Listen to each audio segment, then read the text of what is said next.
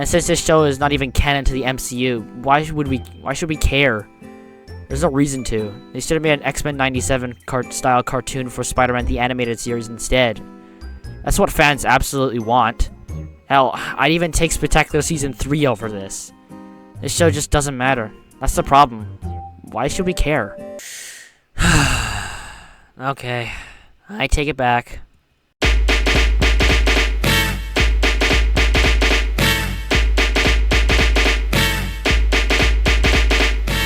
Yes, it's finally here. Your friendly neighborhood Spider-Man has come and gone. And with a second and third season has been greenlit.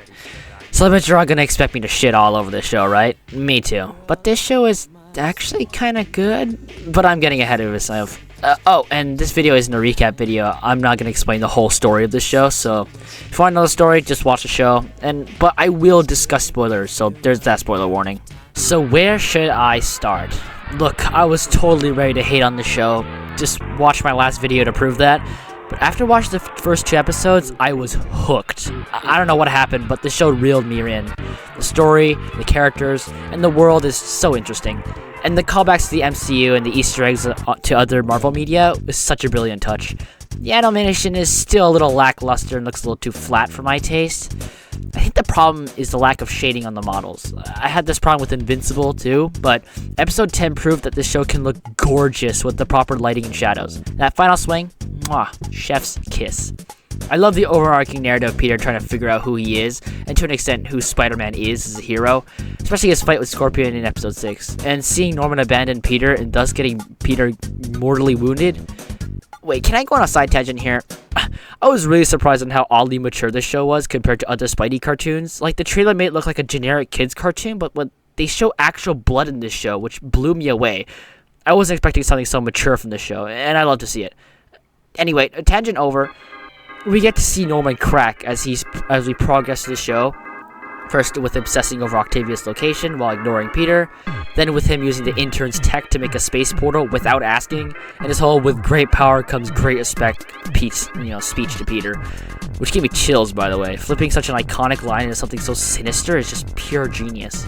And all this will probably build up to an eventual Green Goblin arc, which I'm super excited to see. I just hope they don't do anything weird with the symbiote in the show. Like making Harry Venom or something. They did that twice, and it didn't work both times. I'd love to see an Eddie Brock Venom in this show. Hell, a black suit art with this Peter would be so fun to see. Also, seeing Lonnie slowly become Tombstone is a crazy build-up, especially him stopping Spider-Man from killing Scorpion, proving that Norman's teachings aren't the right choice. I'm just really hyped to see how they make Lonnie a full-on mob boss by the end. The last character I want to talk about is, of course, Peter. What an arc. I was surprised at how quickly they got rid of his homemade suit so early in the show. Frankly, the design was kinda growing on me, but the transition from the Oscorp suit to the classic suit is so clean, and the classic suit looks perfect. Well, almost perfect. I'm not a huge fan of the unnecessary lines and the blue shoes, but other than that, it's a great design. I love how expressive his lenses are compared to his other suits. But I love the design, and I hope they use this suit for the rest of the show's lifespan.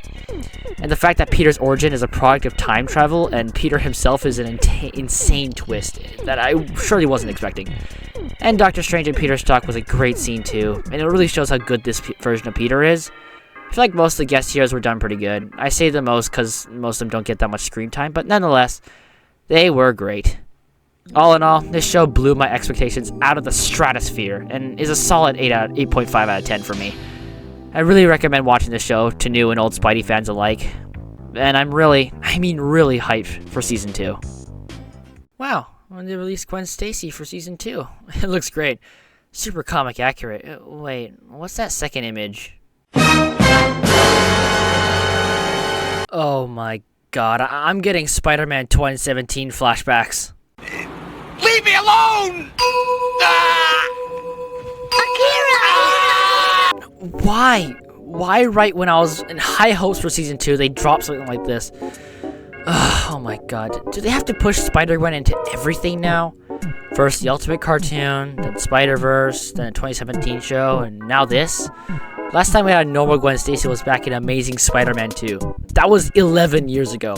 And this early too, we already have Nico with her magic powers, Lonnie has Tombstone, and Pearl is also probably going to get powers too, and Daredevil, and Finesse, and Doctor Strange, and Iron Man. We already have a ton of heroes. We don't need more. Especially another spider person. And why Gwen? She'd be a great love interest for Peter in this show. And they would totally adapt the death of Gwen Stacy with the build-up to the Green Goblin. But why waste that potential for a character we're all sick of seeing?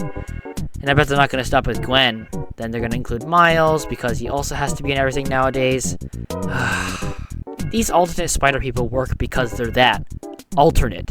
They don't all need to be in the same universe. With all these spider people running around, now Peter isn't special anymore. And instead of pushing these other spider people, why not make solo shows for them instead? Since most of Peter's friends are all going to get powers anyway, it's the 2017 show all over again. And that's what made it fail. Look, I don't mind Spidey having the occasional team up with other heroes, but Spidey's a mostly solo superhero. We don't need another Web Warrior situation.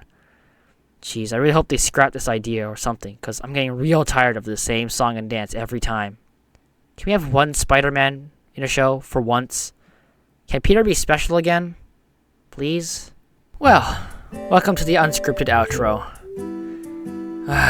You know, I was looking really forward to this new show, man. I thought it'd be great. I thought it'd be the coolest thing ever. And I'm really sorry for, you know, ending this whole video on a low note, but I really enjoyed what we have right now for the show. And I really hope the producers or whatever, or the writers, can salvage out of this whole Gwen Stacy situation. You know, we haven't had good Spider-Man content in years, especially when it comes to cartoons. And we finally got something new and something good. And I was really pumped, and I really hope they don't ruin that so quickly. You know, I really want this show to keep going, and this show to have, you know, be successful.